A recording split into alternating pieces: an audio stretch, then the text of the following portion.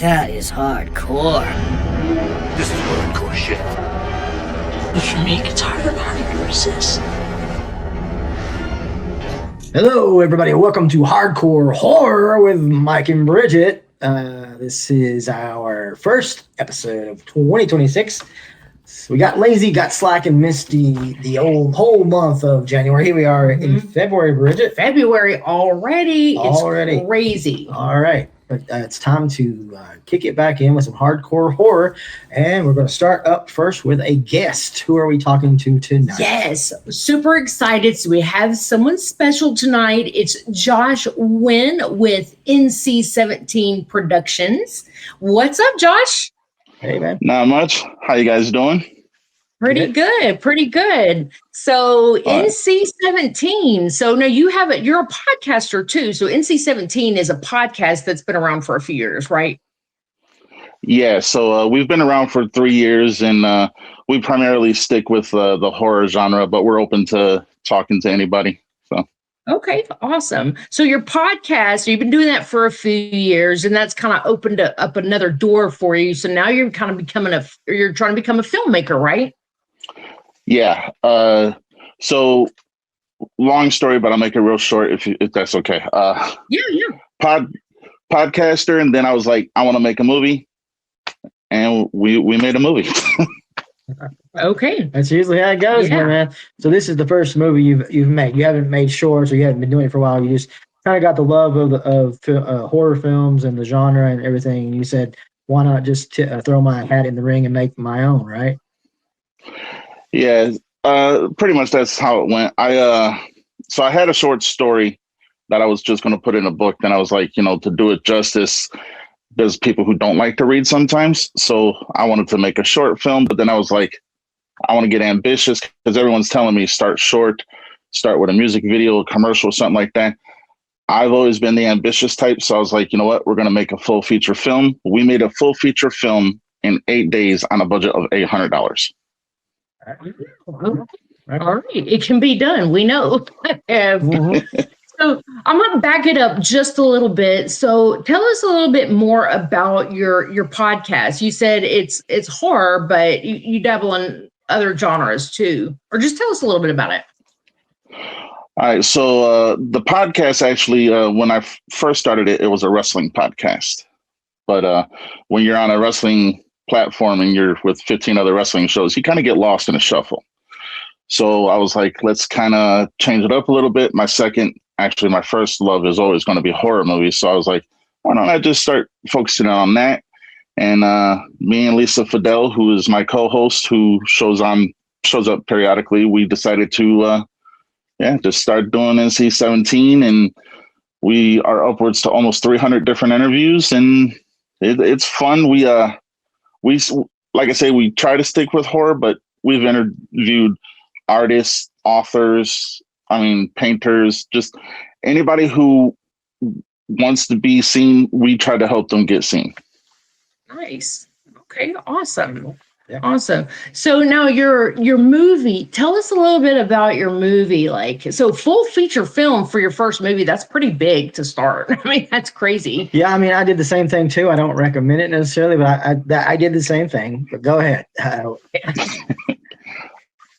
So it is a supernatural slasher. It is about a group of friends who they enter a horror contest to try to win a cash prize, which in order to win the cash prize, they got to stay in a haunted house. And let's just say the house really doesn't like guests. Okay. It is all practical effects, no CGI, no AI. It is 100% what you see is a lot of blood, sweat, and tears went into this film. And it was an amazing cast and crew. And it wasn't an easy road, but the end product, which I think is going to be well worth it. So. Okay, nice. So now you're in post-production. Yes. Okay.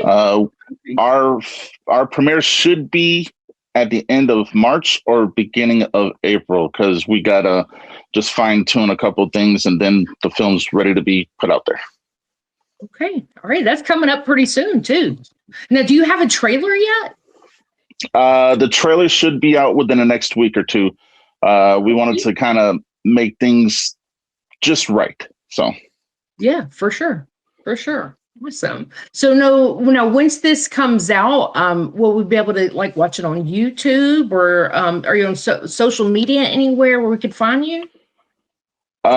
So right now it is we're primarily on Facebook, which is Not Their Movie, but it will be going on Amazon Prime, and it would also be going on Tubi, and I'm probably going to put it on YouTube too, because I know that, we are in hard times, and I want everybody to be able to see the movie. So Yeah, for sure. And tell me, did you tell us the name of the film? What's the name of the film?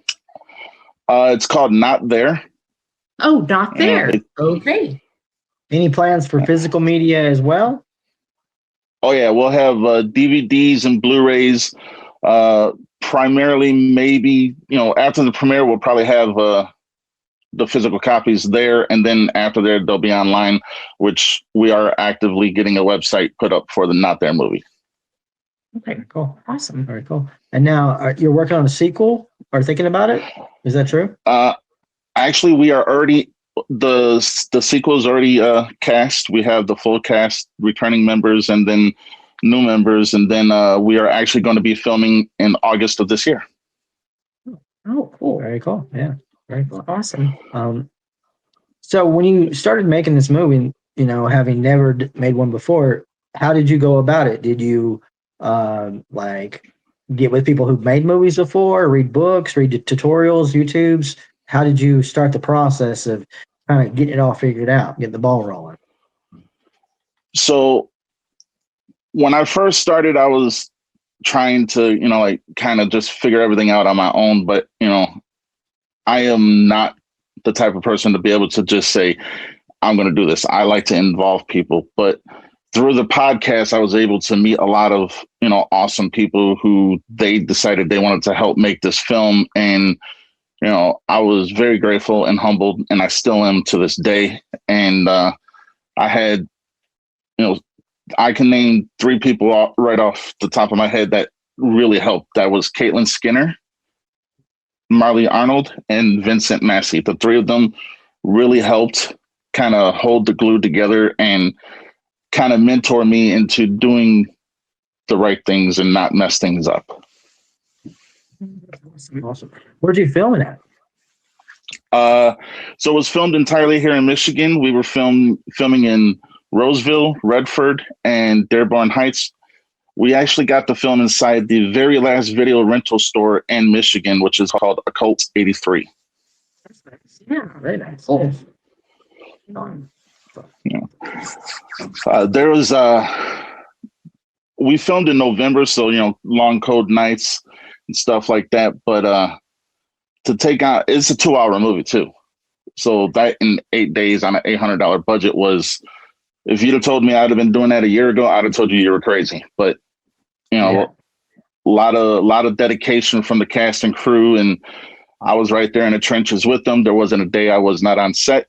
There was not a day where I wasn't making sure that they were taken care of. November in Michigan is always cold, so I was like, all right, we'll film, go get warm.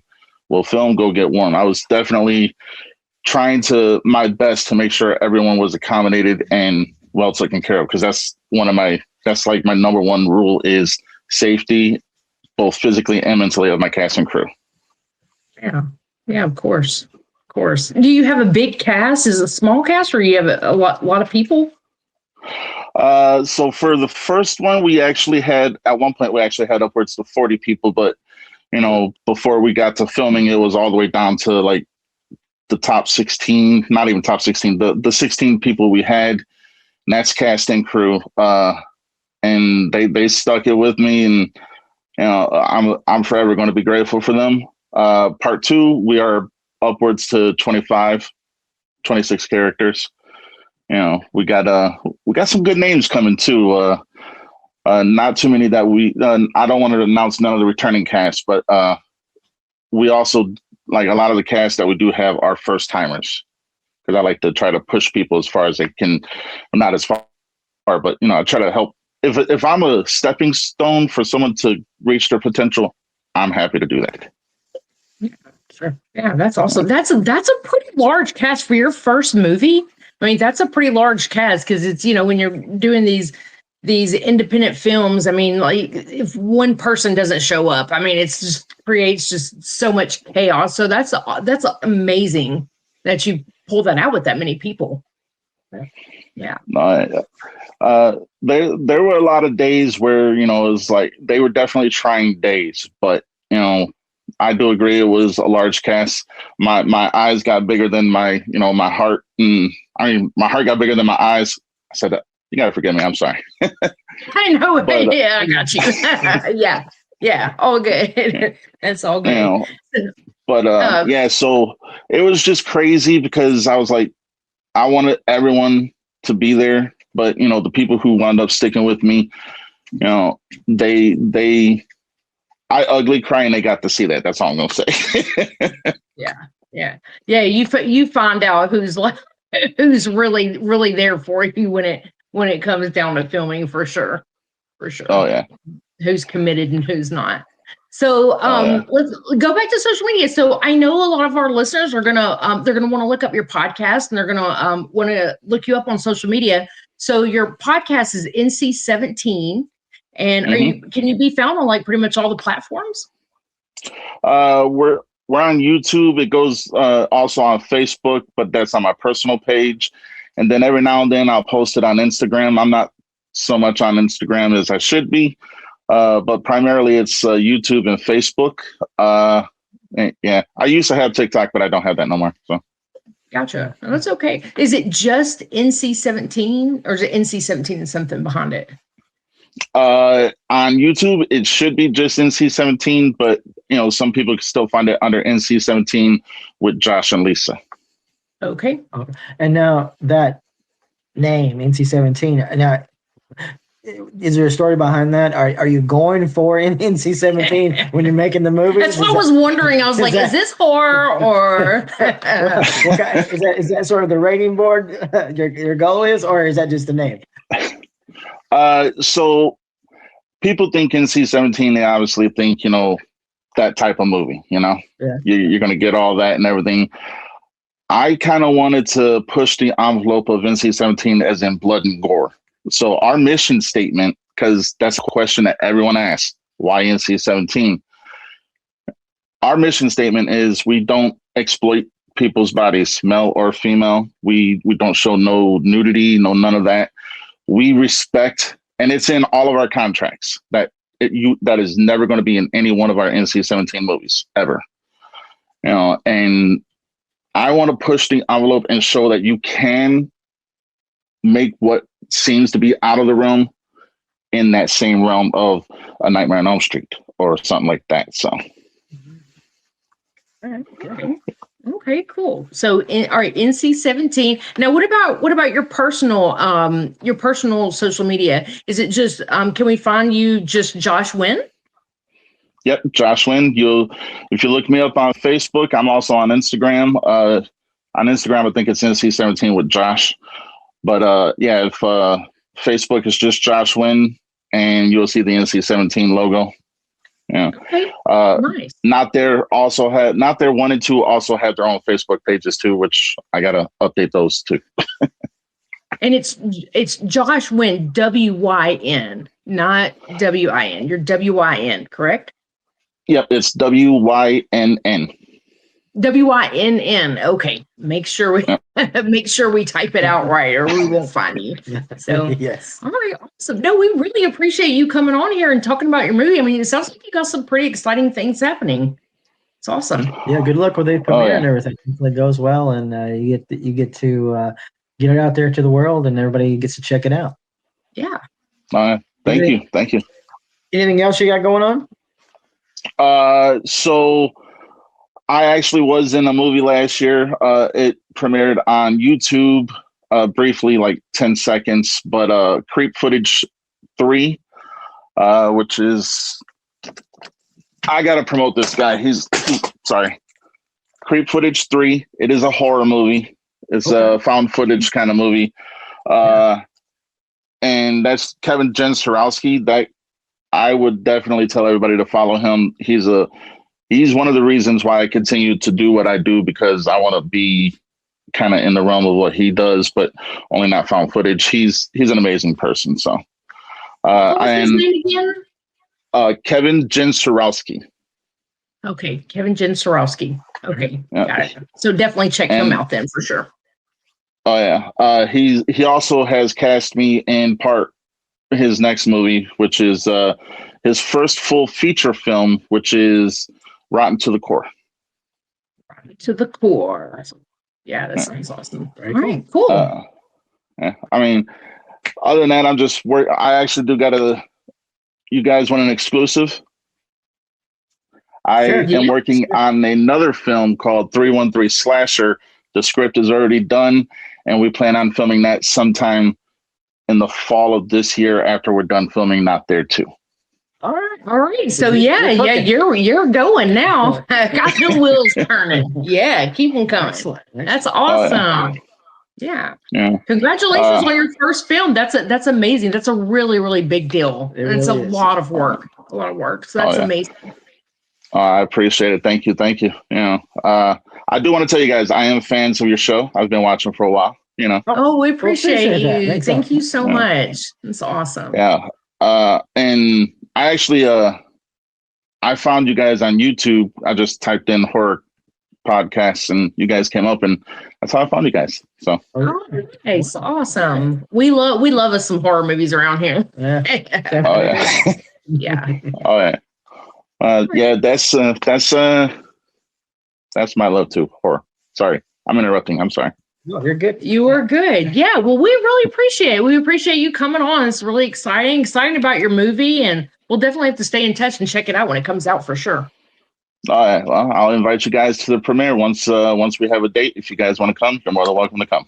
Yeah, sounds great. Thank you so much. Awesome. Thank you. Well, thanks for coming on. Okay. All right, no problem. You guys, bye-bye. Have a good one. All right, you too.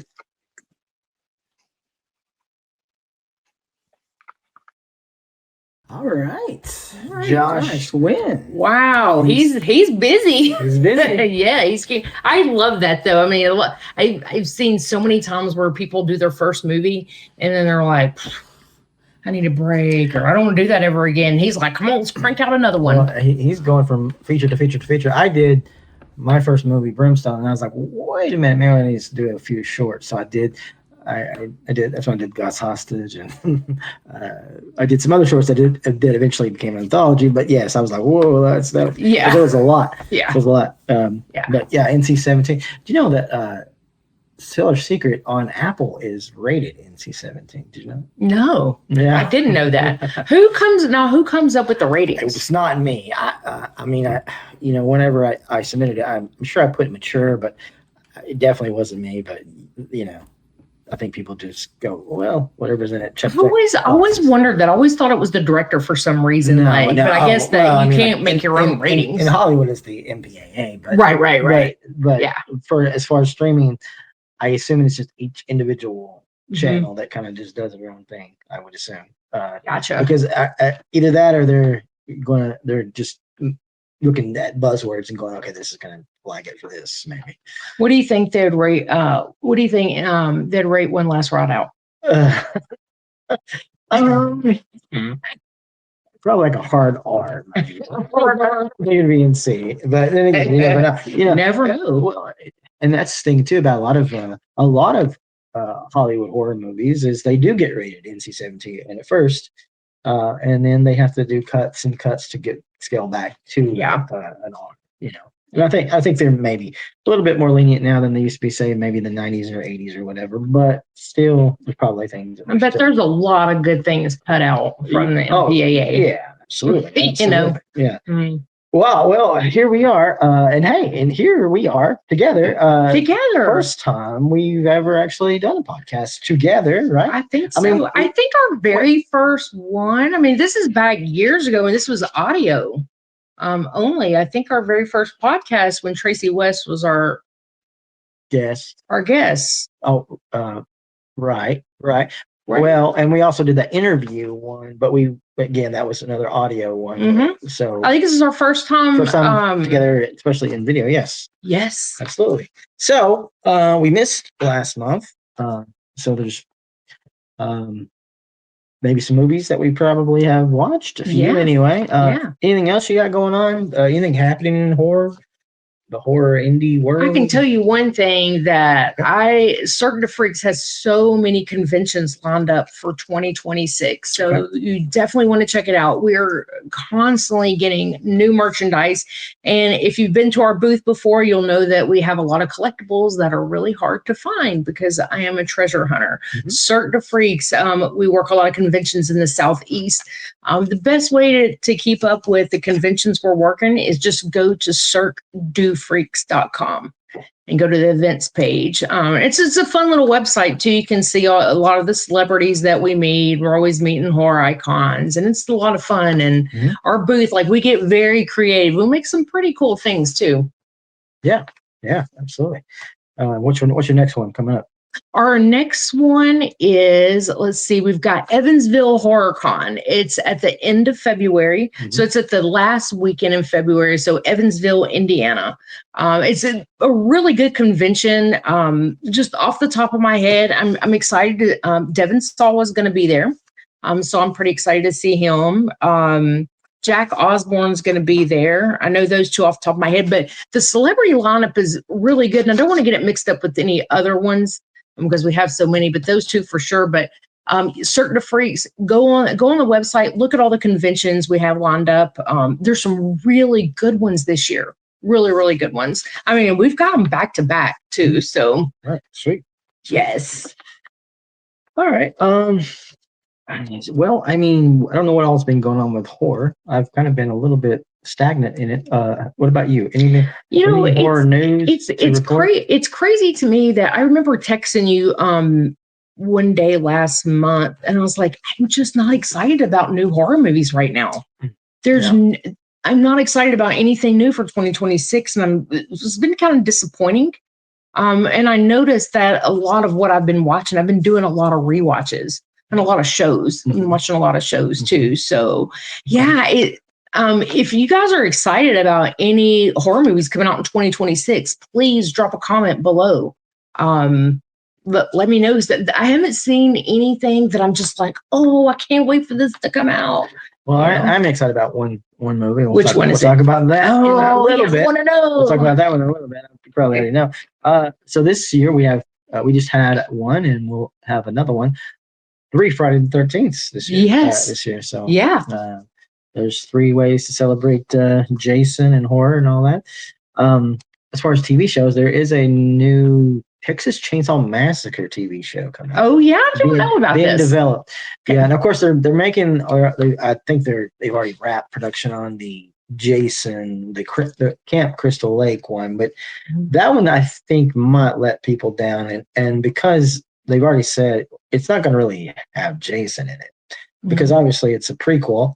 So all it could really have at all is just him when he was a child, right? And the mom, of course. So that alone makes it a different. It needed a different angle. Well, I feel like it is a totally different sort of genre. I would say, even to a degree, it's not like a hack and slash kind of. I wouldn't think kind of a deal. So will it be good? Will it not? I don't know. But A24 has the rights to Texas Chainsaw Massacre, and they're making a TV show, which is supposed to be like a TV show that goes into a movie.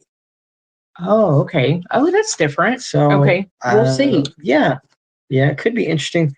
I feel like everything's trying to go to shows now. It's so crazy. I was just thinking that. So I'm sitting here going, okay, you've got like Chucky. They have a Chucky show. It's been out for a few years. I think that one's been canceled now. But I heard that there's a lot of people disappointed in it. I only watched like the first few episodes, so I can't speak on that one. But there was back in the day, there was a Nightmare on Elm Street show.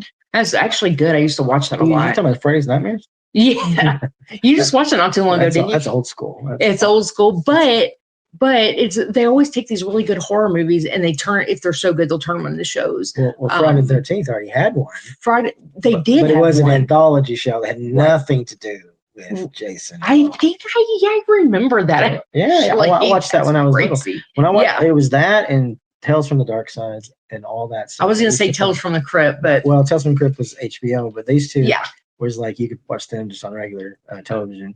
I think maybe like UPN or Fox or something. yeah. So it was those two, and they would play like in the middle of the evening or something, you know, Oh, that's back to great. back. Okay. Yeah.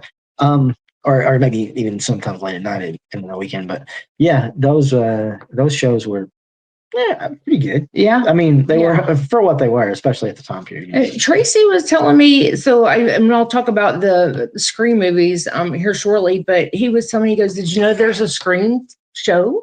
Oh yeah. I'm like, three no. seasons. That's what I did. But have you seen them? I watched every one of them. Are they So how old are these? I don't even know. They came out on MTV back in the day. So yeah, it was an MTV show. They're okay. Okay. They're not canon with the movies, so you don't have to watch them. Yeah. The problem with the first two seasons, that even though they're pretty decent, is the mask has changed. It's not the same mask. Oh. So it looks totally different. Different. It's a different shape. Like not even just a different color. Yeah. Like, it's just a completely. It's not Ghostface. It's not Ghost. Like it doesn't look anything like. It's not bad. It's not bad. I mean, again, it's sufficeable as a show. Mm-hmm. I don't put it with the Scream movies, but and then the third one, it was kind of weird because the third one, I think it went from MTV to VH1, and then they actually brought in the Scream mask, and Roger Jackson did the voice for that season. Okay. And it still isn't great, and it still isn't canon either. But it's okay. It's all right. It's okay. Yeah, I mean, if you really love the franchise like I do, I mean, maybe worth a watch. You're right about the shows though, because when I'm going anything Netflix, HBO Max, whatever, I think Tubi's the only one. It's recommended shows. I'm like, I'm a movie person. Mm-hmm. I much prefer movies. I do like shows, but you're right. I feel like everything is going to shows right now. Yeah, it's a weird sort of thing. I'm not sure, and we'll see how it goes. I mean, I think if this Camp Crystal Lake doesn't do well, and then maybe the TNC, then they might just end it. But if they do and Welcome to Derry, that's another one. Welcome to Derry it did end up being a really good show. It did. Like, once they exposed Pennywise, that was it. And I tell you, I was about to drop that show almost because I was like, this is kind of boring me. Yeah. But it really did end up very well. It did. Yeah. When it took off, it took off. Yeah. And I'm sure they're going to do a sequel to that one because it was very successful. So yeah, I was happy with that one. You got anything else before we get to the movies? I think that's it. Okay, then we'll let you. Oh, you don't let me start off? Okay. List. Well, let's see. So we didn't do a podcast last month. I have a lot of things I'm not even going to mention. Like I said, I've done a lot of rewatches. Yeah. So let's back it up a little bit. The Neon Demon, I watched that. Have you seen this movie? I saw it a long time ago. Yeah. Probably the year it came out. So it's been a while. I was kind of disappointed in it. Yeah, there's a lot of hype about it. I mean, it's probably more akin to like A24 in a way. And those sort of elevated horror movies, I guess you would say. Elevated horror movies. Yeah. Yeah. That's Borderline. Yeah. Have you seen more of a thriller than a horror movie? Yeah. So I was surprised. I was like, is this even going to be on Slasher? So on a social media app called Slasher, that's how I keep up with what horror movies I've been watching. So sometimes you can go on there and search for a movie and it may or may not show up. For the most part, they mostly show up. But Borderline, I thought it was different. I like it. Borderline, I'm trying to remember like what so you have a famous singer, really pretty, and she has a stalker, and he's crazy, and he's in love with her, and he starts hallucinating every person he sees. He thinks it's her, and he goes and invades her house, and it's just crazy stuff. Yeah, so Samara Weaving. Yeah. Here's a good one that's new. I was surprised. Mother of Flies. Have you seen this one? Yeah, I saw it. Did you like it? It was okay. It was okay. It was different. It's a witch movie. It's the Addams Family. Not that, but there's. I was like, family. Not adding up. The wrong Addams Family. Right. These movies are made by an actual family. They're all related. so they all make these movies. This is like maybe I don't know, maybe the fourth or fifth movie. Like a real family. Like a real family. When you're saying Addams Family, they are because that's their name. The Addams Family. But they make these movies together, and they.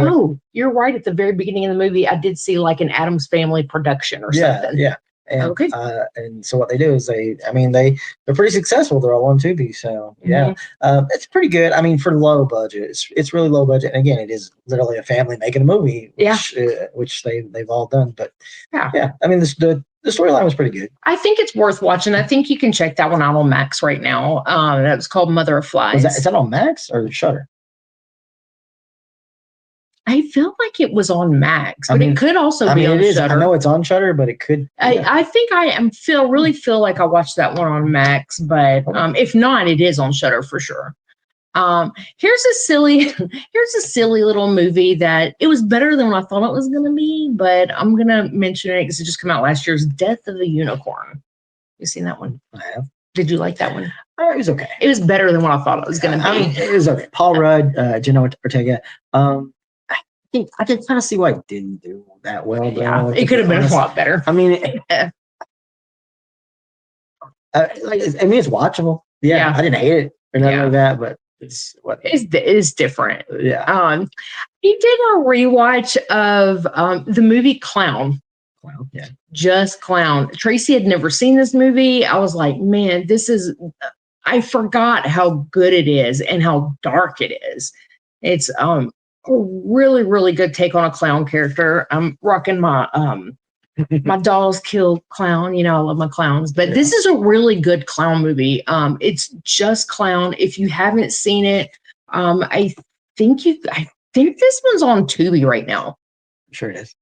Like here's my big list. I'm gonna save that one to the last. Right. But I'll tell you about this franchise thing that I've been doing in a minute. So I thought it'd be fun since there's not a lot of great movies right now. I'm like, what if I watch take a really good franchise and just watch the movies back to back?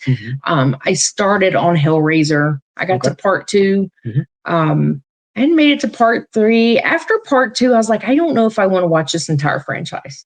Well, it's hard. It'd be hard. I mean, it's hard. I like Hellraiser as a whole. I mean, there is a drop off after 2. And maybe the rest of them are a little bit more hit or miss.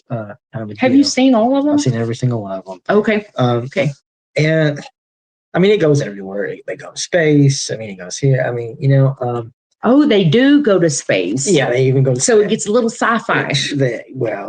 When franchises go to space, a lot of times it doesn't work. Why do they always go to space? Like Jason went to space. Like why space? Because you're running out of things to do on Earth. Probably. But the problem I think with it is because I think Miramax owned it there, and when they were doing those sequels, I think they were just spitting them out, to make them. And I think some of them, I know especially there toward the middle or maybe closer to the end, they were even just like getting scripts that had nothing to do with Hellraiser, and then plopping Pinhead into it. Like Deader, for instance, is an example of that. I actually like the movie, but what movie is it? It's called Deader. Deader? Mm-hmm. It's more of like a gothic tale, but as a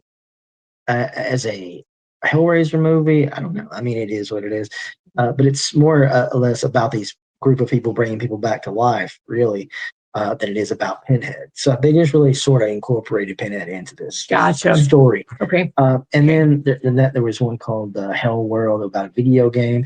And then after the main guy, I can't think of his name, who does Pinhead. I keep want to say Claude. That's not right. Clive Barker. Clive Barker. No, Clive Barker is not the actor. He's the director. What is his name? Doug Bradley. Boom. Bradley. After he left the franchise, they did one that was absolutely abysmal. Oh, really? Absolutely abysmal. Like, oh my God, terrible. The next one they did was actually pretty good. It was decent. And then the last one they did was on Hulu, which I kind of liked that one too. It wasn't bad.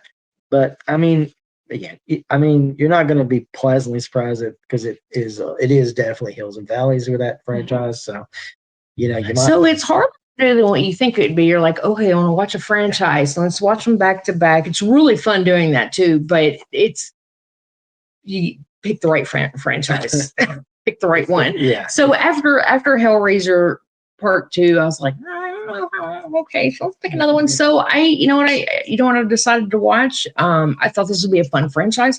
So we just started the first film last night. Is Insidious.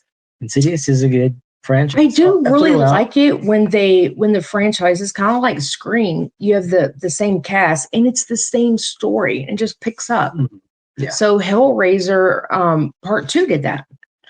Hellraiser Part 2 did that, but like I said, after that, yeah. So really, I mean, Ashley Lawrence is back in one of the other ones, but I don't even know if she's even playing the same character. I mean, like seriously, it isn't a lot of continuity after that. Yeah. Yeah. So Insidious, what I remember, I love Insidious. I love it. The first one, second one I saw in the theater. So the only ones that I have seen is Part 1, Part 2, and then the one that just come out where the kids are grown. Okay, so I can't remember what that one's called. The Red Door. Red Door. So the thing about the other ones are they're prequels. They still are connected though. The ones that you haven't watched, I assume. They're still connected, but they are prequels. So you're not going to get that same exact story. But you are Lynn Shay. Lynn Shay is and stuff. So yeah, she's the what would you call her? The paranormal person, special person or whatever. Okay, things, she's the sister of the owner of New Line Cinemas. Yeah. Yep. She's been in a ton of horror movies. Laura is actually a really good actress. She was in 911 Elm Street. Yeah, she was. She was the teacher, right? That's right. So I don't know if there's anything else. Here's another one. This was not this. I don't know if this is even classified as a horror movie or not. I wouldn't classify it as horror. The Voyeurs. The Voyeurs. The Voyeurs. Yeah. The Voyeurs. No. It's not real. I mean, I like the movie, but it's not. I thought it was a good movie. It reminded me a lot of Bone Lake. Did it remind you of Bone Lake? Well, maybe. Kind of like the whole, like the couple and drawing them in. And right. because this is the month of love, because it is February, I had to do a rewatch of Hard Eyes. I think I was watching that as well. Yeah. He was watching it when I came over. So it's the month of February. Hard Eyes, it's good movie. It's underrated. You know what? CreepyCon, one of the best cosplayers, was a couple that came over to our booth, and they had the whole Hard Eyes get up, and it looked good. They made their mask and everything, and we were like, Hard Eyes, that's awesome. And they were like, thank you for knowing who we are. I was like, this is at a horror convention, and people don't know who Hard Eyes is. Kind of bad, just saying. But anyways, so the biggest thing that I have going on for movies, apart from TV shows, is I have been talking about this for a while on the podcast. I keep saying I'm going to do it, and I finally did it. I binged watched all the Scream movies back to back. It's a Scream. It's a Scream. All right. I am so excited about this. Okay, just to back it up, if you guys didn't hear before, I had only seen Part 1. I had watched the last two, which would have been fifth and sixth. 1, 5, and 6. Then you went and watched 2, right? At some point. I watched bits and pieces of it when we were traveling. Okay. Bits and pieces of it. I remember we were traveling for a convention, and the bits and pieces I saw, I was like, this is good. I keep saying I'm going to do this. I need to watch it. Yeah. Why did it take me so long to watch these? I don't know why I didn't watch Part 2. I cannot believe it took me this long, being a horror fan that I am. I am like this huge like Scream fan, like years and years and years later. Better late than never. I will tell you that I've seen the first one so many times, but things that I didn't know is that movie is so full of Easter eggs. Of all the movies I've ever watched in my life, I would probably have to say I've watched Scream more than anything. Really? Ever. So I bet you know all the Easter eggs, don't you? I mean, I don't know. I mean, I know a lot of them. You know a lot of them. All right, let's rattle some off for shits and giggles. So, what do you mean, like whenever some things you found in the movie? So there's a lot of hints on who the killers is. A lot of hints. There's a lot of hints. If you notice, they have the same boots. There's a poster on the wall. There's a poster on the wall, and it's about a song, and the song has something to do with like pears or something. Just little shit like that. A lot of hints. One thing I can't believe I didn't pick up on this before, but you can tell who is who because of their slashing style. Yeah. Did you ever notice that? Did you ever notice that? How do you say? How do you think? The slasher. Oh, one of them goes like this. Like this. Yeah. And Look, if you can't see me and you're listening to this podcast, you got to pull this up just to watch this.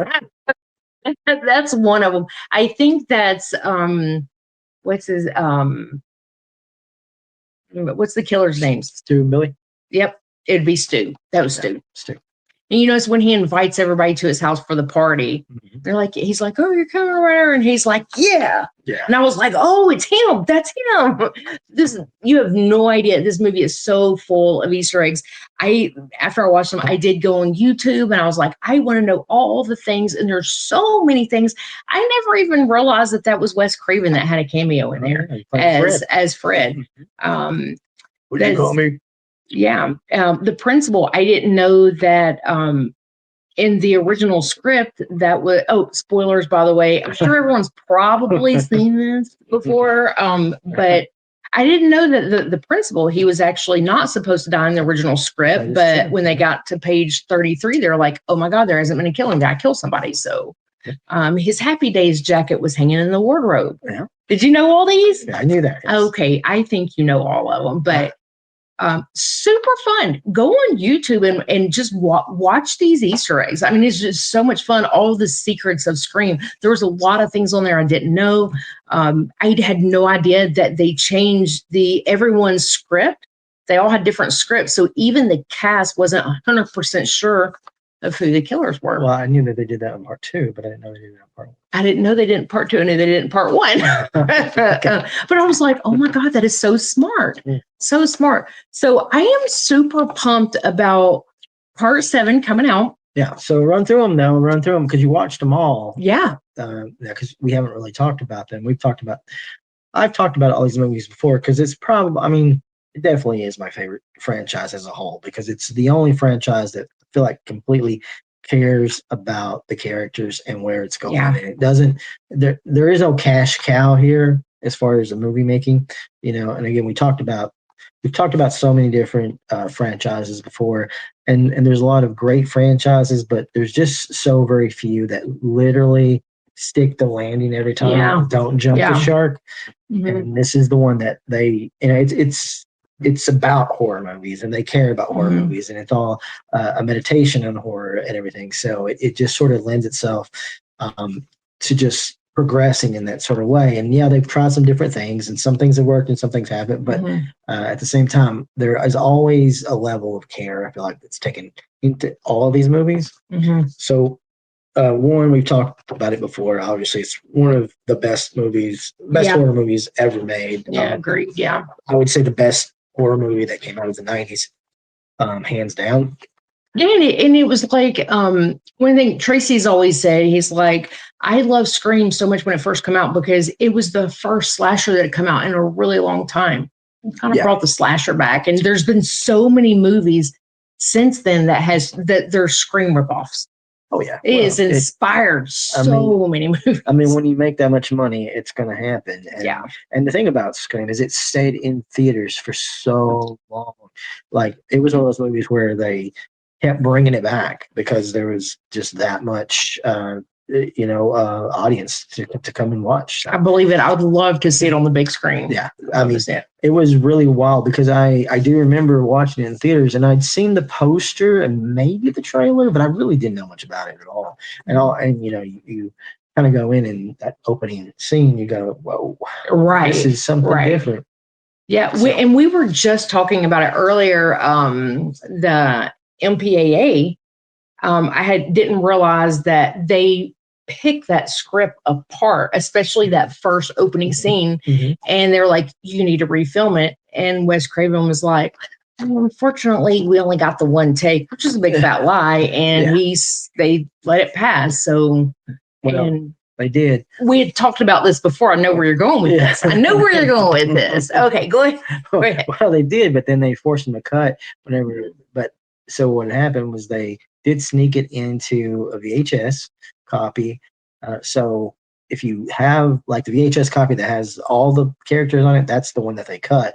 But if you have the one that has like either Drew or Courtney or what's her face, all the three of Nev Campbell, all those three, if you have any of those, I think all those are the ones that are the director's cut that does have the gore in the beginning with Drew Barrymore's boyfriend rolling out, and also her in the tree, and a few other little things in there added. Because after that, they cut it. So if you don't have that VHS, you have to track it down. Now, I've got an overseas DVD copy of it, but there is no like Blu-ray really, unless it's overseas that I know of.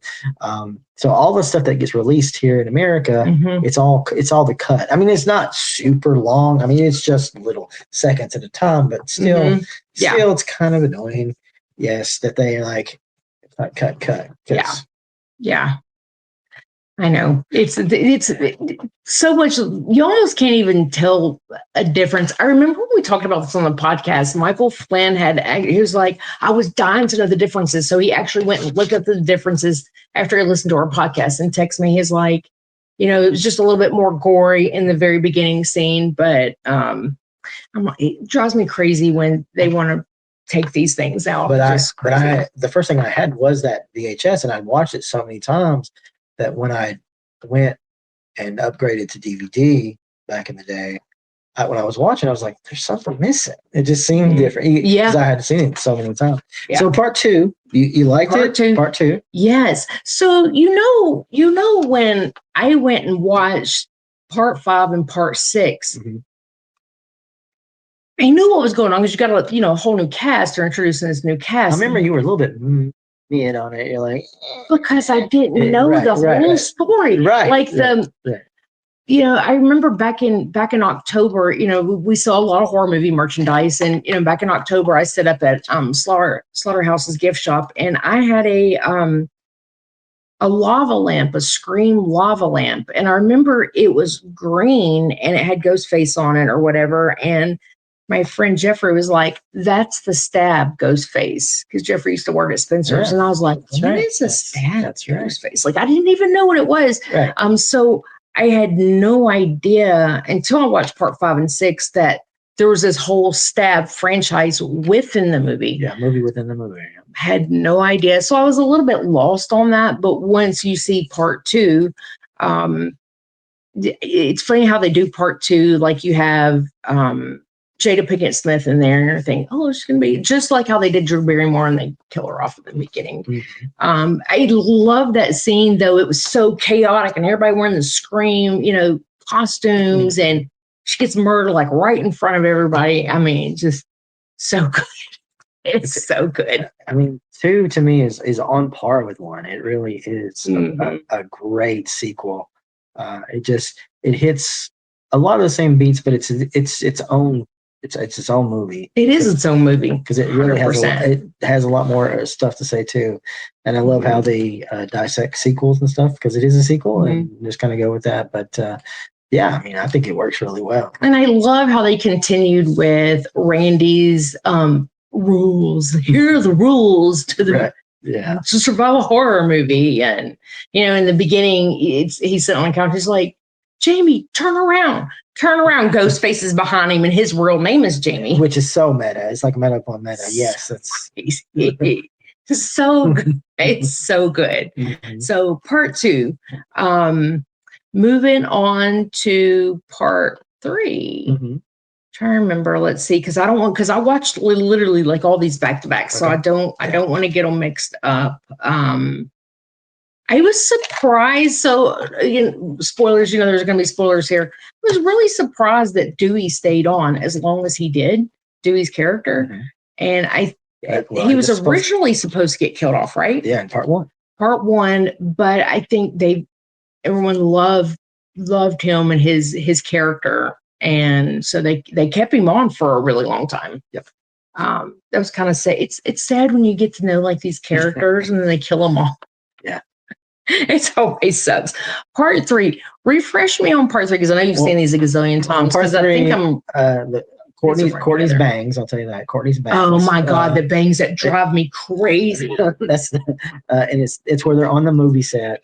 So they're on the movie set and they're trying to make the movie, and they have all the actors portraying them. Gotcha. Yeah. Yes. Okay. So it's a lot about Stab. A lot about Stab. Yeah. And part 4 was really a lot about. Well, did you like 3 at all? I liked all of them. Yeah, but I think I it was either all. 3 or 4 that was my least favorite, and I can't remember which one it was between the two. Well, I'm trying to think who the killer is in this one, and I'll tell you exactly which one was my least favorite. Kind of hard to see their faces, so this is what I'm looking at. I'm looking at my cheat sheet over here. So I'll tell you, in 3 there was one killer. Okay, so this was my least favorite then. Yeah. That's probably why I don't remember a whole lot about this one specifically. It's also my least favorite. Okay, I can see why, but it's still good though. It's still a good movie. Mm-hmm. It's just they leaned in a little bit hard with the comedy on it.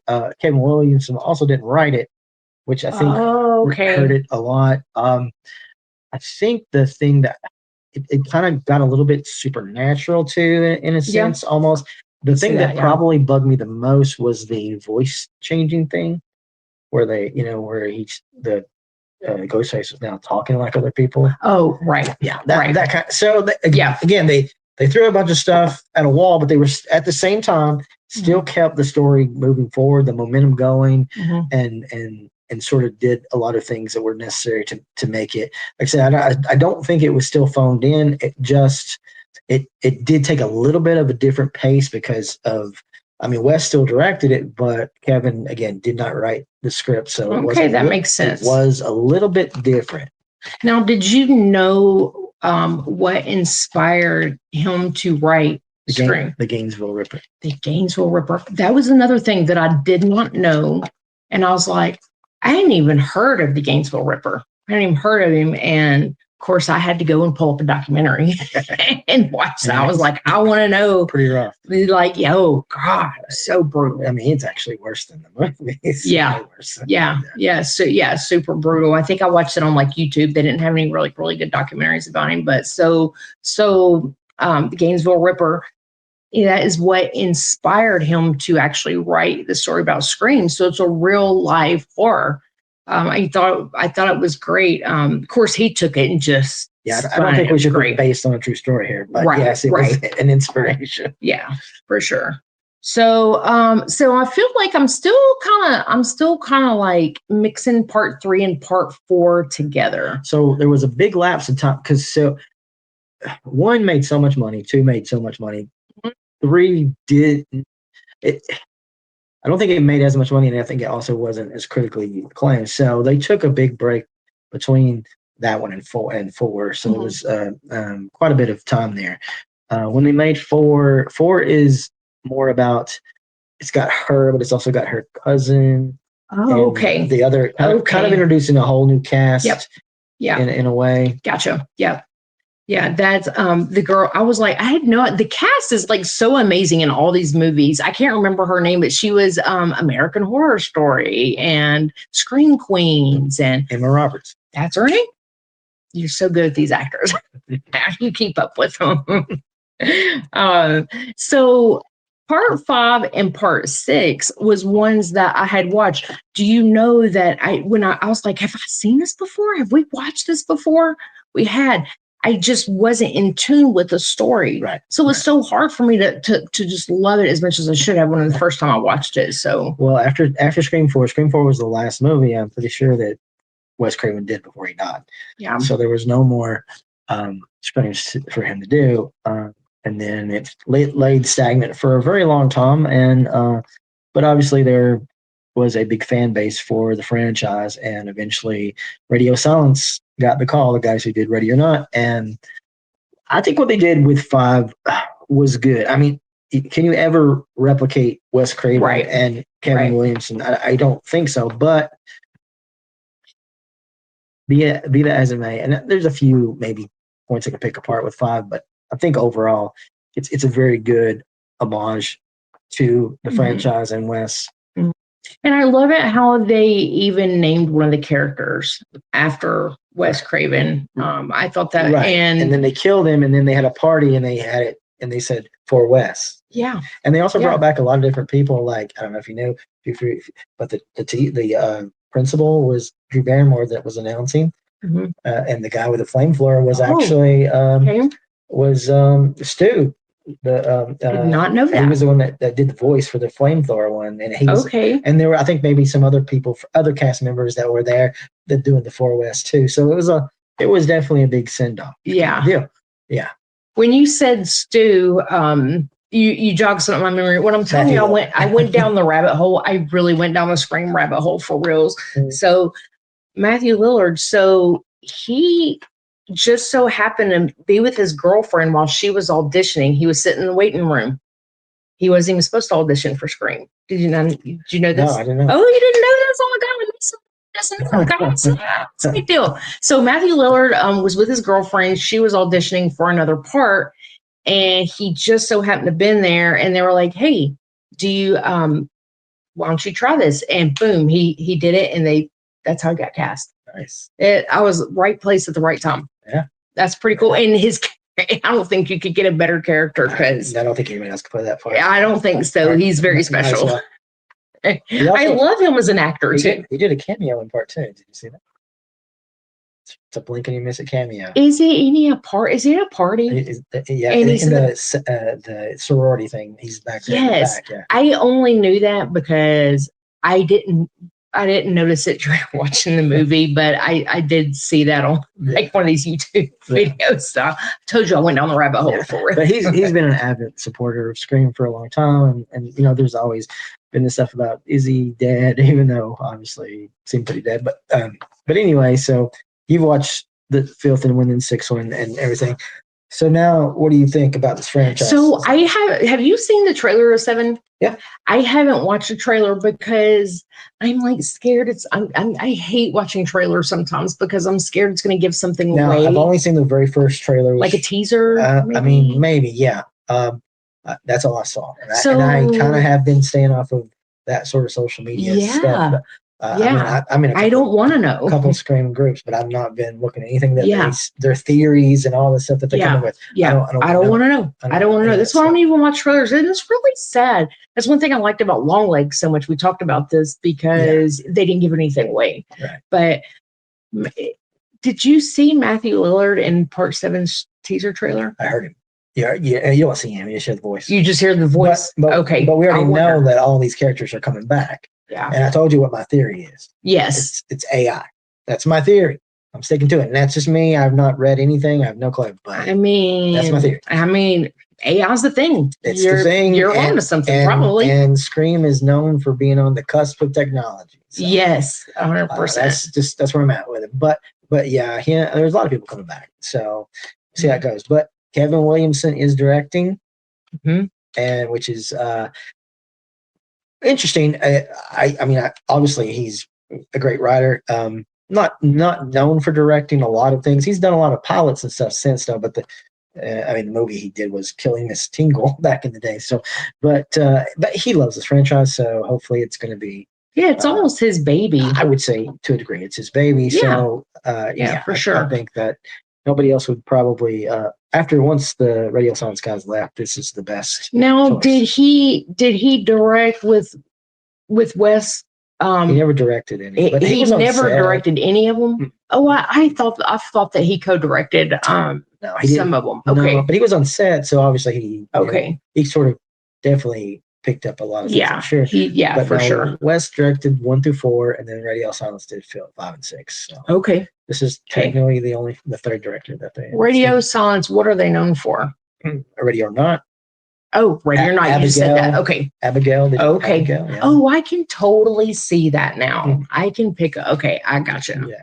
Okay. Yeah, I'm so pumped about part 7, guys. I'm so pumped about it. Me And too. if you happen to be in Evansville, Indiana, at the very tail end of the month, come to the Evansville HorrorCon, because instead of having an after party, we're not having an after party. We are going to the movies and we are going to see Scream 7. Good call. You might be sitting in there with Devin Sawa and some Jack Osborne, some really cool people watching Scream 7. It's going to be a blast. Awesome. Yeah, I'm definitely going to the theaters myself to watch it. So. Yes. So, I mean, apart from this, the only thing else I've been watching, I did finish Welcome to Derry. And there's a new show I think we haven't talked about on the podcast, but it's a newer show called The Beauty. Yeah, that's on my list. I've been watching that. We just started watching it. I think there might even be a new episode that I haven't seen. But it kind of reminds me of The Substance a little bit. It's very substance-ish, yes. Yeah, I'm still don't love it yet, but I don't think it's quite taken off. Yeah. Yeah, I mean, I still have a lot of questions. It's pretty decent. I like it. I like the gore. Happening? I like. I mean, yeah, like you said. I mean, you will be reminded of that movie a lot when you're watching the show. But I think it's based off a comic book or something. So oh, I didn't know that. Okay. Yeah, but no, it's pretty decent. I mean, it's from the guy who made American Horror Story, so it kind of has that same flavor and the same vibe to a degree. And some of the same characters too. Ashton Kutcher's character, he's on this yacht or whatever. I haven't figured out who she is. I don't know if she's the mom or the aunt or who she is. The older lady with the short hair, and she's standing over him talking to him while he's in this little jacuzzi or pool or whatever. And she's like, every night, I hope you die or something like that. You don't know that. No. Oh, so yeah. Okay. I think you might be 1 or 2 episodes behind. Am I 1 or 2 episodes? Yeah. Oh, okay. Okay. I picked up on her voice immediately. She was the one of the main characters in Blue Velvet. Blue Velvet, yeah. Do you remember, did you recognize her? Yeah. I was like, it's her voice. She's like the sexiest, prettiest voice ever. Yeah. So pretty. Love it. But Yeah. anyways, yeah. So what do you have on your list? It's good. Yeah. Okay. All right. So yeah, I've been watching that. Well, the first thing I did was I kind of after Christmas and into the 1st of January, I revisited all the Friday the 13th, that franchise. Okay. And all of them? Every one of them. How many are there? There's well, if you count Jason versus Freddy, right? Right. That still counts, I think. Then there's 12. Okay. 12. So there technically should be a new one to make 13, right? That's why I was like, you would think. No, I watched every single one of them. And again, this is a series. I do love the series, but it is a little hill and valley too. Mm-hmm, of course. It does have some that probably could have used a little more finesse. Nothing really changed in my liking of it. I feel like 1's still great. 3, 6 is still one of my favorites. Still don't care for 5 that much. I don't remember 5. Is it Manhattan? No. What is 5? What is it? 5 is... Spoiler alert, it's the Jason that wasn't Jason. Jason. I'm like, Jason that wasn't Jason. Yeah, it wasn't Jason. It was an imposter. I don't even know if I've even seen that. Oh. Maybe I'm sure I have. I'm sure I have, but it's so damn bad I couldn't even remember it. That's part 6 I love. And I'm trying to like Jason Goes to Hell a little bit better. I mean, I was really disappointed when I first watched it because I'm like, where's Jason? But Jason Goes to Hell. Yeah, but I'm trying to like it a little bit better. What about Jason X? Do you like Jason X? Jason X. That's what Tracy was saying. The exact same thing. He was like, a lot of people like. A lot of people don't like that movie. They think it's crap. But I think, and space movies are typically pretty bad. But I thought they did great with it. I mean, it's pretty innovative. It's got one of the best kills in the franchise. Yeah, that's what I've heard. That's what I've heard. It absolutely does. And it's just a lot of fun. I think they have a lot of fun with it. It's in the wake of After Scream, so everything is a little more meta, Mm-hmm. But I mean, it works. I think it works pretty well. Obviously, Jason vs. Freddy is a good one. I still love that movie. A lot of people don't like it, but I do like it. I've always liked it, and I'll rewatch it again. I mean, people wanted it for so long. I mean, come on, you got what you wanted. Why not? You know, I mean, it's I don't know how it could have been done another way to make I don't really know either. love it. But The first time you ever saw that movie, I don't think I've ever asked you this. First time you ever saw it, who was you rooting for? Was you rooting for one of them? I sort of, I was like maybe Freddie, but the thing is you can't ever have a You winner. can't. And they You can't. and they knew that, I guess, and so you sort of get a little cheated there at the end with that because there is no victor really. Yeah. But there is no way to make. You couldn't do it because you'd make Yeah. half your base happy and half of them miserable. So Right. So they probably did it the smart way, honestly. I mean, let's be real. And the remake is good too.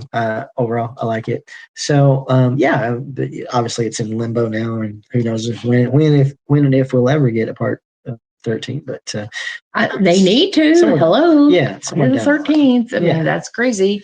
Now, if Ghostface in part 7, if he shows up in space, well, you know, now there was talk that Scream 7 could get pulled. The release could get pushed back because it's weird. I don't even really? get the So Fun World, and if you know the story about the mask, how they came about with it, it was Fun World. Well, here we are, how many years later? 30 years later. Yeah. There's some other company saying that they made the mask. Oh And Lord, they own the right. and I'm like 30 years later. This is so weird. that's crazy. And how convenient that it's coming out just as this movie's. So I don't know. I don't think it's going to affect the movie premiere at I all. hope not. But there is a little talk about it. But I probably. That's so crazy. 30 years later, and I just remember 30 years ago I made a. That's crazy. I did a little watch of a little indie movie called Video Shop Tales of Terror. It's an anthology from 2023. Yeah. Kind of a mixed bag, little long, it's over 2 hours, but there are some good ones in there. And I say it's worth a watch just because there is an Evil Dead homage in there. Oh, really? Yeah. Okay. That is kind of brilliant. Yeah. Like honestly, like it's really, really good.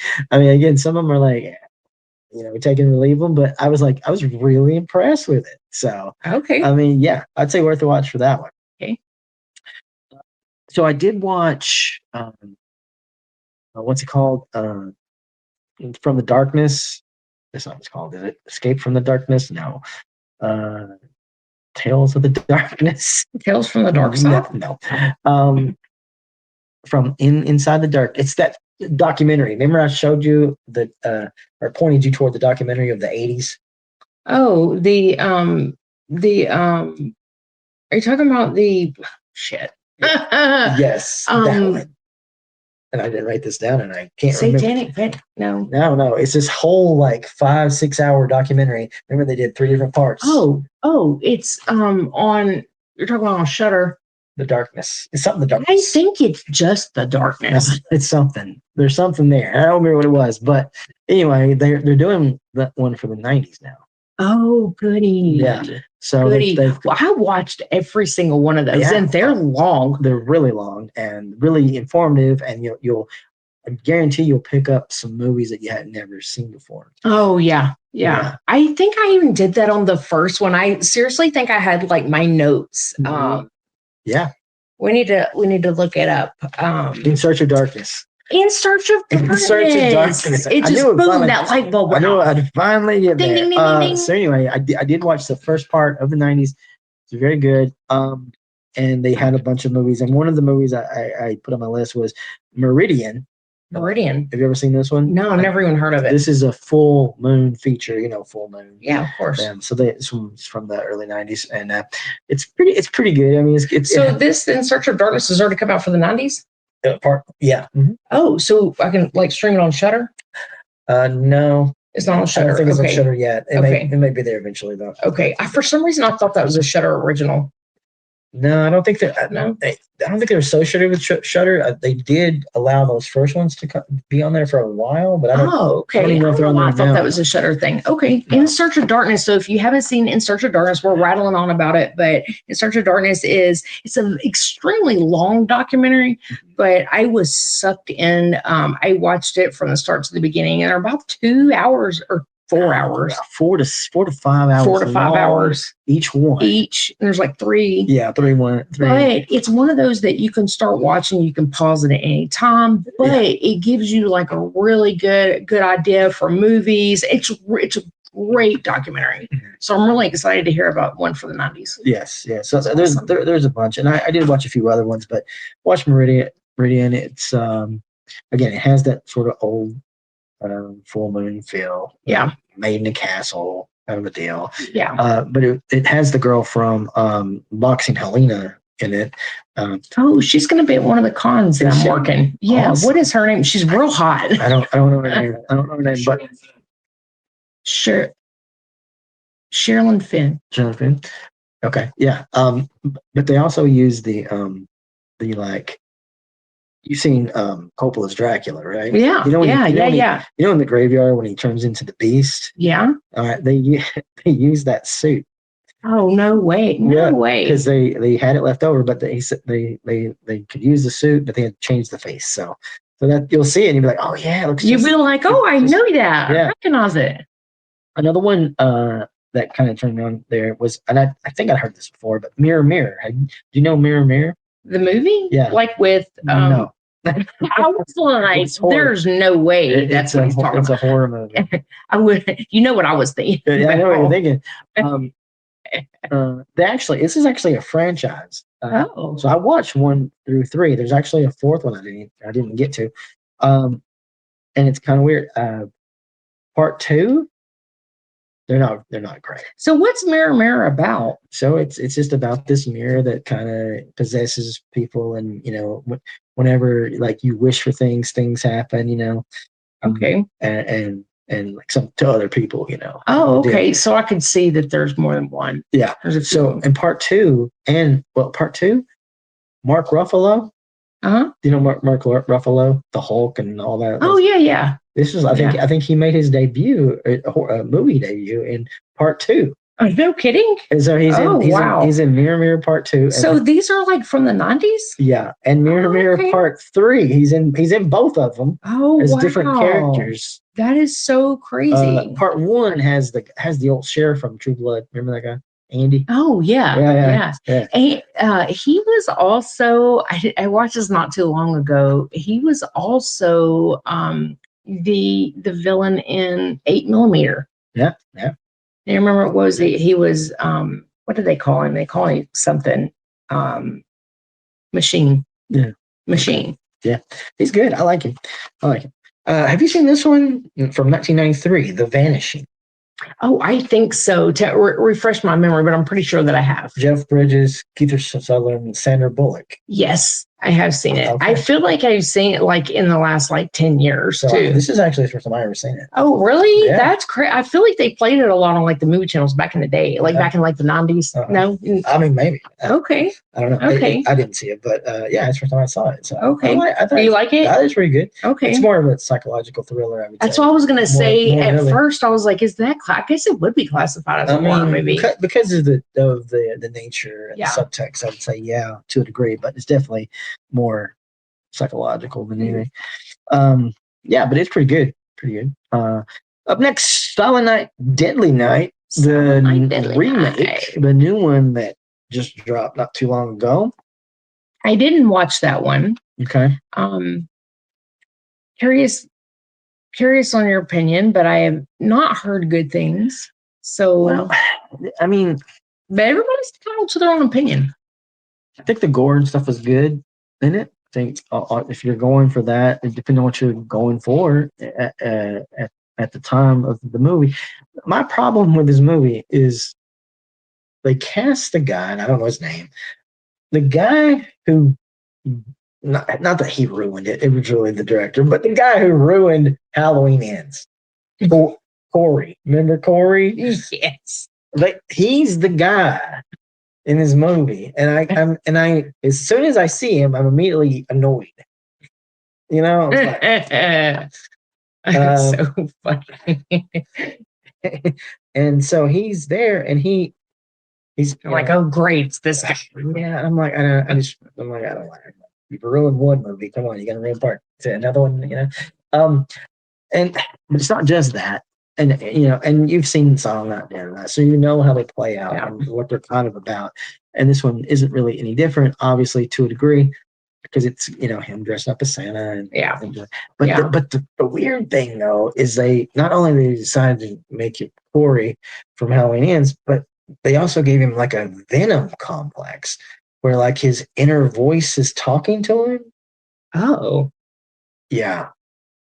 Which I'm like, this is so weird. but it is kind of weird. Yeah, but it has some good kill scenes. The gore. I'm like, good. if you're gonna have a crappy horror movie, I mean, you gotta have some good kill scenes, and the more gore, the better. Yeah. If you're gonna have a shitty horror movie, at least get something right. Right? Yeah. So maybe worth a watch for that. But if you're in the mood for like something really awesome, I'd say. And again, if you liked Halloween Ends, maybe you'll love it. I don't know, because if you're in the minority, I would think. I was gonna say. I would think there are a few people who like very much all right, Anaconda. My Anaconda don't. They have that song. The song is in that movie. It is. Yeah. Is it? It is. Yes, it is. I don't even realize that. Yeah. So we've all seen the original Anaconda, Ice Cube, Jennifer Lopez, stuff like that. Yeah. Have a deal. And that's another franchise that's. Do you know any of the other ones? No, I knew that there was other ones, but I haven't seen any. I've seen a few of them. I don't think I've seen them all. I don't think so. I could be wrong. Anyway, so this is a remake, Anaconda. And it's not bad, is Jack it? Black and Paul Rudd is the stars of the movie.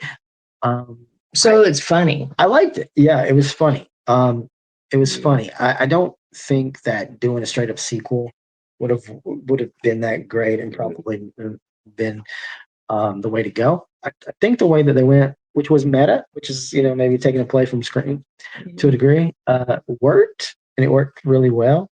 Okay. So basically, what you have is them. They're kind of filmmakers, indie filmmakers. Maybe Jack Black's more of a failed filmmaker, and Paul Rudd's a little bit successful. And he's like, "Hey, yeah, I've got the rights to Anaconda," and so he brings him and some very, very small, like 2 people maybe. So it's about them making a film about Anaconda. And he's like, I got the rights to the movie. Mm-hmm. Oh, that's different. Yeah. Okay. But of course, there's a lot of twists and turns in it. Okay. But it works. It is funny. It's not horror really. Like, right. I mean, there's a few moments, kills or whatever, but it's not like horror. Some nice surprises that I won't give away, but I think I think it's worth a watch. I do. Yeah. Okay. Again, probably the best way to take that franchise. I saw the first one in the movie theater, and you got this big snake that's animatronic or whatever the hell it is. But there was some creepy scenes in there. I'll never forget. I mean, I was pretty young when this came out.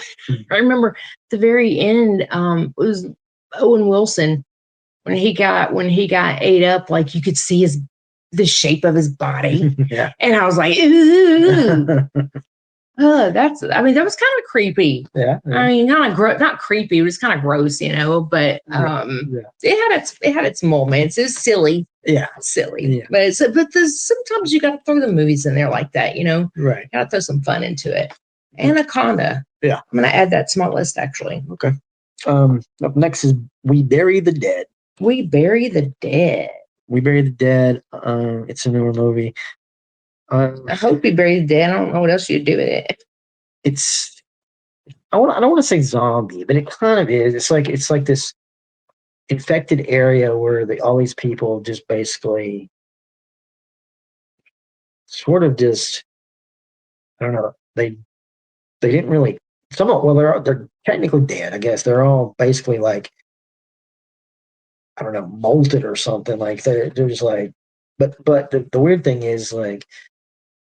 Some of them come back and some of them just don't. Mhm. Some of them they came that way and they stayed that way. Okay. So the whole story is about this woman who's trying to go down in there to find her husband because her husband was in that area, and so Okay. she meets some people and problems along the way and all Okay. that stuff. It's an okay movie. I don't feel like it's nothing we haven't really seen before over all the sort of apocalyptic movies and TV shows and stuff, but decent little movie. Okay. Up next was Pig Hill. Pig Hill. I don't think I've heard of this one. Pig Hill it's a little indie, sort of indie film. Shane West is in it. Shiloh, I can't think of his last name. He's the guy from Evil. You got me on Shane West. I've got to watch this now. Right. Shane West has done a lot of low budget indie films, horror films. Love that. Shiloh, the guy from Evil Dead, the remake. He was the brother. I can't think of his name. Oh yeah, he was also in that one movie that we both like. It was Extreme. Dead Girl. Dead Girl. Yes. Dead Girl. That's right. Yeah. So they're in here. So basically, the premise is it's about these pig people, like the sort of theory of these pig people that live in this area and they kill people or whatever. But you, as it goes along, there's a twist and you find This out what happens. Up recently because I thought we had already seen it. I think it's because you might have posted on Slasher or something. I was getting it mixed up with another movie, but so is this good? It's pretty good. Okay. It's pretty good. It's not great, but it's pretty decent. It's a decent watch. And it's Pig Hill. Pig Hill. Mm-hmm. Pig Hill. Up next is Kill Your Lover. Oh. Kill Your Lover. Sounds like a good Valentine's Day. Yeah, Valentine's Day. February movie. Yeah, absolutely. This one was on Shudder. It's a pretty good movie. I liked it. There's you know how like some movies like you just nitpick, like there's just certain things that you go, well, this wouldn't have happened. You know, like I understand we're in a supernatural element right now, but this here definitely wouldn't happen. I'll give you an example. There is a scene where somebody is getting killed, and there's these other two people, and they're literally just sitting there watching it, and they're what I mean? Just like, and then like afterward, then they freak out and leave the room. I'm thinking to myself, I don't think it would really be what's happening here. And there are a few moments in this movie like that where you're kind of scratching your head going, I don't know. But the concept I like overall. I think it's pretty low budget kind of a deal. It's pretty decent overall. I'd say worth the watch. But again, there's a few moments I'm like, come on, seriously. Bad directing. Up next is Primate. Primate? Mm-hmm. Primate. Okay. Primate's that new Ape movie that came out recently. You seen one Ape movie, you kind of probably see them all. I hear you. I don't really feel like there's nothing new here. I mean, if you like watching apes go ape shit, then I think it might be for you. I mean, which is fun, but yeah.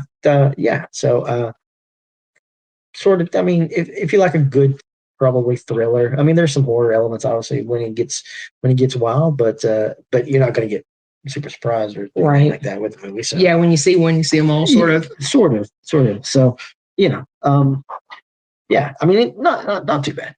Okay. Return to Silent Hill. So I really want to see this. Tracy's not a big fan of the first one. I love the first one. I loved it.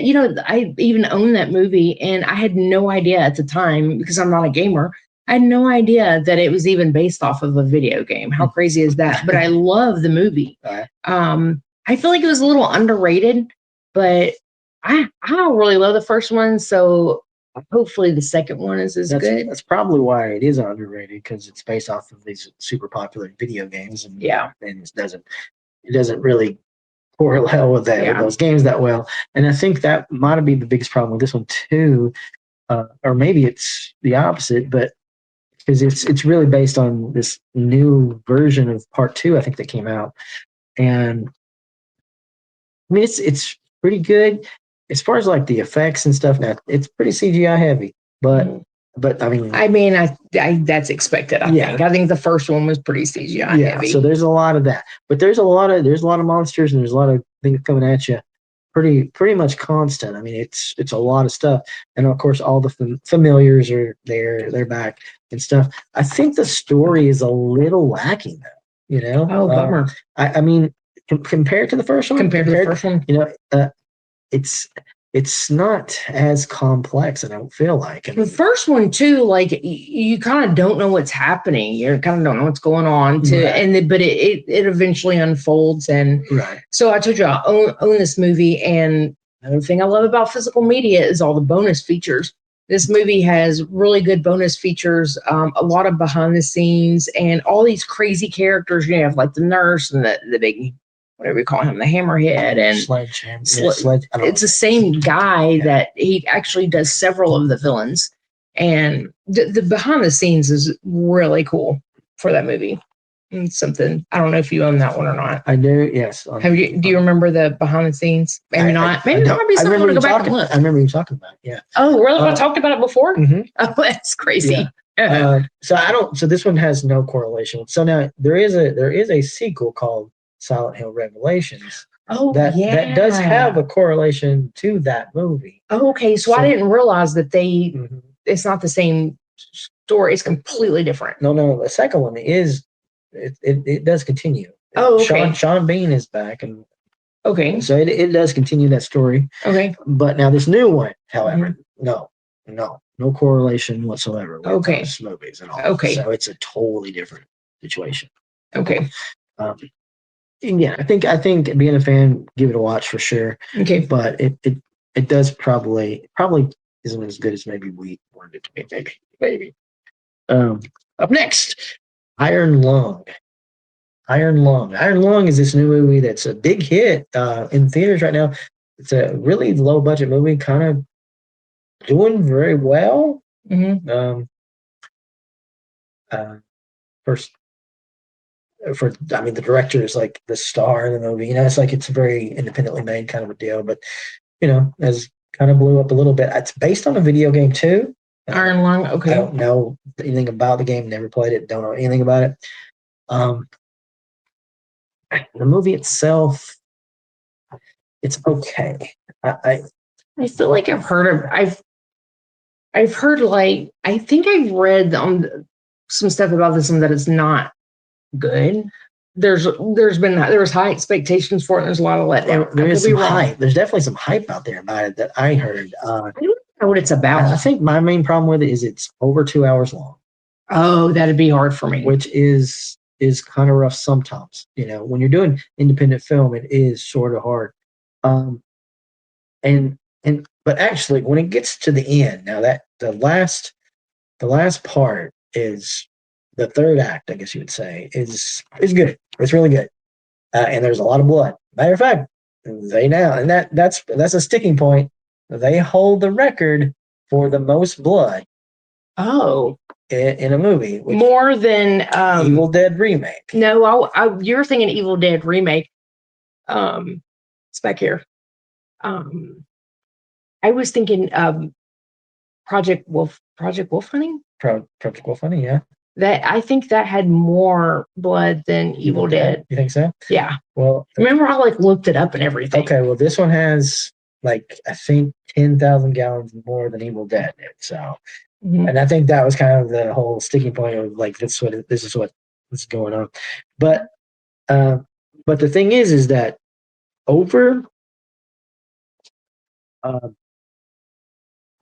the course of the first two acts, it's a lot of yelling. He's in this capsule, mm-hmm. and is like on this sort of blood planet and stuff, and he's looking for skeletons, ghosts.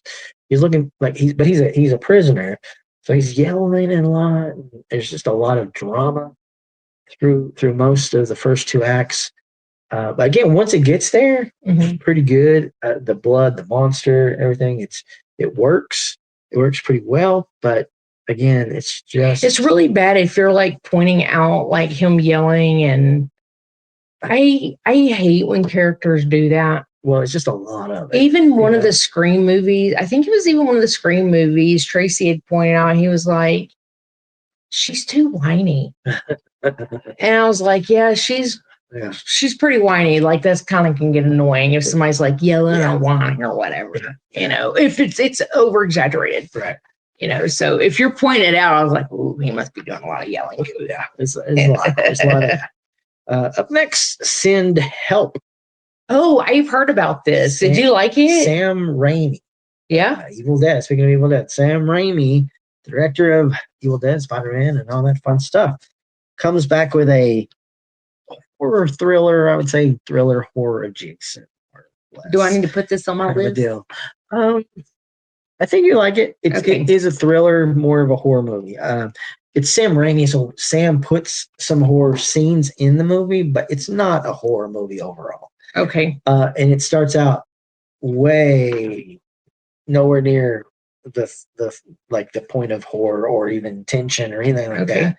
But it starts out like she's in her corporate job, and she's kind of just like the low man on the totem pole, and nobody notices her. And actually, this new guy comes in as the boss, and he doesn't really like her and that kind of stuff, and kind of passes her over of everything. But then they all go on a trip, and then the plane, crashes, and they're the only two that survive. And there's a lot of twists and turns in it. Okay. I think it is enjoyable. I've heard good things about this. So that's why I was like, do you think I'd like it? Yeah, as a movie, it's pretty enjoyable. This is new too, right? That's what I thought. Okay. Movie. Yeah. Okay. It's, again, if you're looking for straight horror, you're not going to find it. Even this isn't even as much horror as Drag Me to Hell, Sam Raimi's last.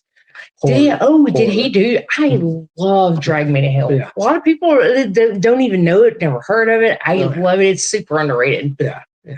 So, but I think you like it though. It does have again a lot of really good tension and twists and stuff, enough to really make you enjoy it. But again, it takes a little bit to get there, but it works. Up next, Night Patrol. Night Patrol's a new indie horror movie. It's got Justin Long in it. Oh, Justin Long. Yeah. Speaking of Drag Me to Hell. Yeah. He's been popping up a lot here lately. He does a lot of horror. He does a lot of horror. He does a lot of horror. I'd love to see him in a convention because he does so many horror movies. He does do a lot, yeah. I would say this is an okay movie. I can't really know. It's about vampires in a way. I don't know if they're really vampires. They do come back from the dead though, but I don't know exactly what they are. Zombie vampires that come back from the dead. Well, they're not. I don't know. Some sort of monster. Well, yeah. But it was decent. I didn't hate it. Yeah. And today I watched a movie called Twisted. Pretty decent little movie. That's another new one, isn't it? Yeah. That's what I was like. I've seen it. Yeah. It's about a mad scientist basically. Is it good? But it's got the girl from Terrifier, the lead, the lead girl from 2 and 3. Oh, from 2 and 3. Okay. From 2 and 3. Okay. Yeah. I don't think I've seen her in anything else either. She's in it. Alicia Witt's in it. There's a few other people that you'll recognize. The girl from another movie Justin Long's in, Jeepers Creepers, his sister. Oh, she's in it. Yeah. I hadn't seen her in a while. Yeah, I know. Yeah. So it's pretty good. I mean, pretty good mad scientist kind of deal. So if you like that kind of, like some crazy mad scientist. Yeah. So we talked about the beauty and stuff. As far as TV shows, the only thing else I watched was The Burbs. Oh, The Burbs! This is crazy. I've never seen. You've never seen the original Burbs? No, Tom Hanks? Never seen it. I'm like, I always thought it was like a goofy comedy from the 80s. It is. But it always shows up under the horror category. Well, it's quirky. It is quirky, and it's. I'm like, is it really a horror? It always shows up under that genre of horror. Always. I'd say horror adjacent. I mean, you can't not exclude the horror part of it, I guess, to a degree. But yeah. So The Burbs, the show. So this is a show you're talking about, not the movie. This is a show. Is it like the movie, or? Well, I mean, it has the bare bones of that to a degree. Yeah, it's different though. It's not exactly the same. And I think that, I mean, once it got started, I mean, it got a little. I don't know. I think it felt like it was too clever. It was more clever than I thought it was. Oh, to a degree, because once you kind of figure out the formula, like, oh, okay, this is what's going on here, kind of a deal. I think my biggest gripe with it is that even though it is a series, it left on a cliffhanger, which I think, whenever you're in your first season, maybe probably not go too cliffhangery because you don't know if they're coming back or not. Oh, right, exactly. For Yeah. sure. Yeah. So I hate those two. I hate cliffhangers. Yeah. So I was like, I mean, it was okay. And where's this streaming It's out? on Peacock. Oh, on Peacock. Okay. Yeah. I think we have Peacock. I think. Yeah. But other than that, the movie's better, I think. Okay. Overall. I mean, again, there are some funny stuff. Remember these, what was he called? The vampire from, I Know What You Did in the Shadows, the bald guy. I know what it is. I don't. You not seen that show? I mean, I've seen like maybe 1 or 2 episodes, but I know who you're talking about. Well, he's hilarious. So like, yeah, and he's in it. He's in it, the show. But yeah, overall, it's just okay. Okay. But definitely, I should watch the movie then. Yeah, watch it's the like movie. one of those, like, I'm like, yeah, it'd be fun. I like take some funny gummies and watch. Yeah, like, is it like horror comedy? I mean, the horror is more of a misdirection than anything. I wouldn't even say. Again, it's horror. I wonder. I've it's always horror wondered. adjacent. Okay. Yeah, you probably have to check it off your list. Yeah, but I mean, I think that's why it may be like a gateway to a lot of people who don't love horror. They're like, oh, Tom Hanks and blah blah, kind of thing. Yeah, I gotcha. Yeah, so it's not. Again, I wouldn't go into it for the horror. Okay, but yeah, noted. Just to check it off your list again and more quirky. But anyway, that's all I got. Okay, which was a lot. We've been going for a while. Yeah. So we took a month off and we are back full speed. I was thinking about it. I was like, we started a podcast in 2021. 2021? Yeah, 2021. I'm curious. I don't even know what month it is. But I'm 5 like, years. I don't even know what episode we're on right now, guys. But man, we've had a lot of great interviews and it's exciting. I'm super excited. 2026. We've got a lot of cons coming up. Hopefully, I can meet some really cool people, get some new guests. Yeah, super excited about it. All right, cool. All right, well, next month we'll have a new one. Right? Yes. All right. Yes, All right. for sure. Stay tuned. All right. Until then, you know what you have to do, right? What do we have to do? You have to stay horror. All right. Thanks. Peace out.